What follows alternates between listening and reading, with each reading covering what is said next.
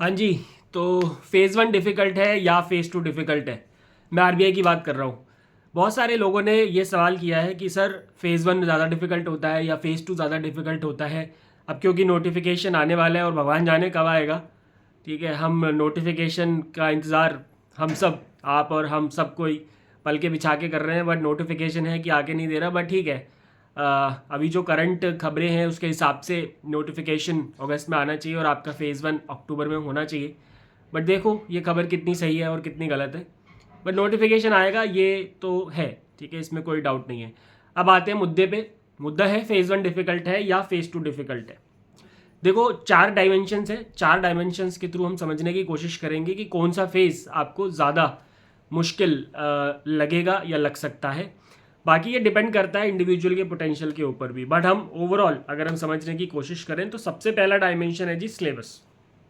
अगर मैं सिलेबस की बात करता हूँ तो ऑफकोर्स जो फेज़ टू का सिलेबस है उसमें आपको ईएसआई पढ़ना है, एफएम पढ़ना है, फाइनेंस पढ़ना है, मैनेजमेंट पढ़ना है, गवर्नमेंट स्कीम्स पढ़नी है, एनुअल रिपोर्ट्स एंड सर्वेस पढ़ने हैं, करंट अफेयर्स पढ़ने हैं, डिस्क्रिप्टिव की प्रैक्टिस करनी है।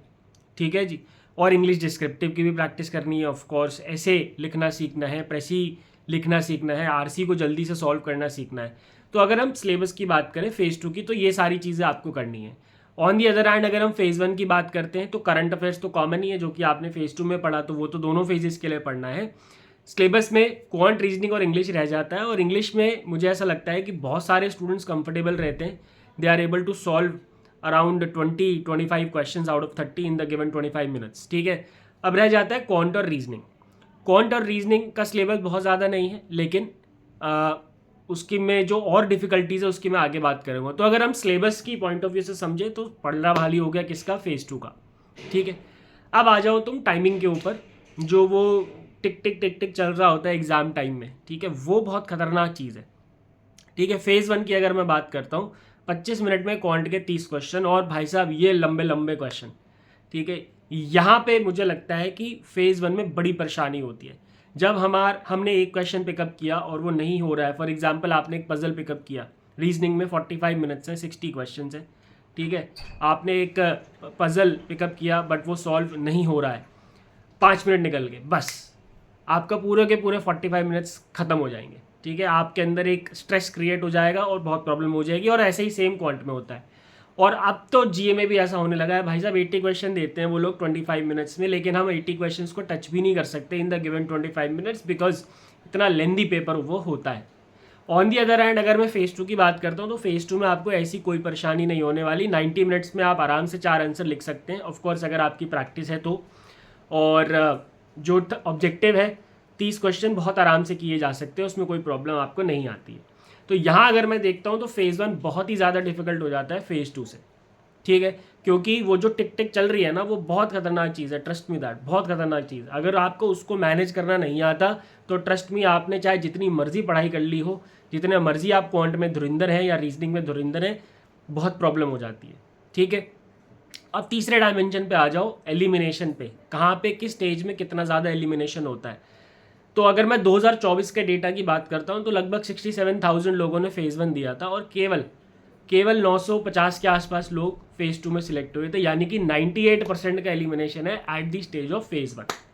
वहीं अगर मैं फेज़ टू की बात करूँ तो ये परसेंटेज गिर के 70-80% के आसपास हो जाता है, और यही ट्रेंड 2023 में भी था। 97% एलिमिनेट हो जाते हैं फेज़ वन पे 2023 में, और ऐसे ही हर साल रहता है। और फेज़ टू में परसेंटेज ऑफ कैंडिडेट्स जो कि एलिमिनेट होते हैं वो ऑफकोर्स कम होता है। तो फेज़ वन इसीलिए भी बहुत ज़्यादा डिफिकल्ट है, क्योंकि यहाँ पे परसेंटेज ऑफ एलिमिनेशन बहुत ज़्यादा है। ठीक है जी, इतना ज़्यादा लोग एलिमिनेट होते हैं कि बहुत कम स्कोप बचता है। केवल 2% लोग सिलेक्ट हो रहे हैं आउट ऑफ जितने भी पेपर देने जा रहे हैं। तो अब आप उन 2% में हैं या नहीं है, ये बहुत सारे फैक्टर्स के ऊपर डिपेंड करता है। सिर्फ अगर आप क्वांट रीजनिंग में धुरंधर हैं, इससे कोई मैटर नहीं करता। आपका वो जो 2 घंटे हैं जो आप एग्ज़ाम के 2 घंटे बिताएंगे, जो क्वांट के 25 मिनट आपके बीतेंगे या जो रीजनिंग के 45 मिनट्स बीतेंगे, वो बहुत मैटर करते हैं कि वो आपके कैसे जा रहे हैं। ठीक है, क्योंकि अगर आपका दिन खराब हुआ, आपका क्वांट का 2 क्वेश्चन अटक गया, तो बस वो 25 मिनट ऐसे धुआं हो जाएंगे, आपको पता भी नहीं चलेंगे। ठीक है, तो बहुत स्ट्रैटेजिकली हमें मूव करना होता है, राइट। अब आते हैं चौथे डायमेंशन पे, जो कि अगेन मुझे लगता है कि जहाँ पे फेज़ वन को ही मैं डिफ़िकल्ट बोलूँगा, वो होता है जी नॉर्मलाइजेशन। देखो फेज़ 2 में तो कोई नॉर्मलाइजेशन है नहीं, फेज़ 1 में क्या है, नॉर्मलाइजेशन है। अब देखो जैसे तैसे क्वांट में मान लिया आपने 12-13 क्वेश्चन कर दिए, ठीक है, और आपको लगा कि हाँ मैं तो भाई हो जाना चाहिए, लेकिन क्या हुआ, नॉर्मलाइजेशन हो गई और आपका स्कोर गिर के आ गया 8, ठीक है, 8 क्वेश्चंस के ऊपर, ठीक है, और फिर उसमें आपने कुछ गलती कर दी तो नेगेटिव मार्किंग भी हो गई और आपका सेक्शनल कट ऑफ क्वांट का रह गया। और ऐसा बहुत लोगों के साथ होता है, trust me, due to normalisation, बहुत सारे लोगों के साथ ऐसा होता है। तो ये भी एक बहुत बड़ा फैक्टर है जो कि मेरे हिसाब से फेज़ 1 को थोड़ा सा टफर साइड पे रखता है as compare to the phase 2, ठीक है। तो ये 4 डायमेंशन है और इन चारों डायमेंशंस का अगर हम समरी निकालें तो मेरे को ऐसा लगता है, ये मेरा ओपिनियन है, ये सिर्फ मैं अपना ओपिनियन देने आया हूँ, ठीक है। आपको हो सकता है आपका जो टेक है इसमें अलग है। इसमें मुझे ऐसा लगता है कि फेज़ 1 थोड़ा सा ज़्यादा डिफिकल्ट है क्योंकि वहाँ पे बाकी कॉन्स्टेंट बहुत हैं। सिलेबस आई अंडरस्टैंड फेज़ 1 का आसान है, कोई बहुत ज़्यादा है नहीं, लेकिन जो उसमें बाकी फैक्टर्स इंक्लूडेड है ना, नॉर्मलाइजेशन, एलिमिनेशन और वो जो टाइमिंग टिक टिक चल रही होती है, उसकी वजह से फेज़ 1 जो है वो बहुत ज़्यादा डिफिकल्ट हो जाता है, ठीक है। तो भाई साहब जो आपका मेजर है हर्डल आपके एग्ज़ाम का, मुझे लगता है फेज़ 1 है। बाकी अगर आपने ईमानदारी से प्रिपरेशन करी है और आपने आंसर राइटिंग की अच्छे से प्रैक्टिस करी है, क्योंकि phase 2 is all about your answer writing skills, 300 में से 200 नंबर तो आंसर राइटिंग के ही हैं।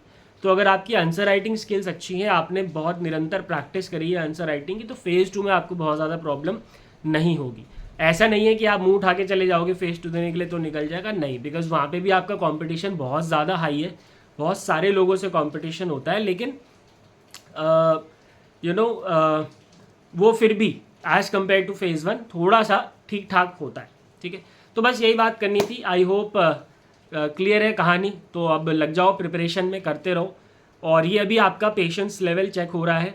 और एक्चुअली जो गवर्नमेंट एग्ज़ाम की तैयारी होती है ना, वो कहते हैं कि जॉब में जाने के बाद आप जॉब शुरू नहीं करते हैं, आपको अभी से ही शुरू हो जाता है आपका प्रेशर, आपके ऊपर प्रेशर हैंडल, जो पेशेंस आपका टेस्ट है वो अभी से ही हो रहा है। तो पेशेंस टेस्ट है माय डियर फ्रेंड्स, ठीक है। और वेट करिए थोड़ा सा। बाकी I wish you all the best. Cheers.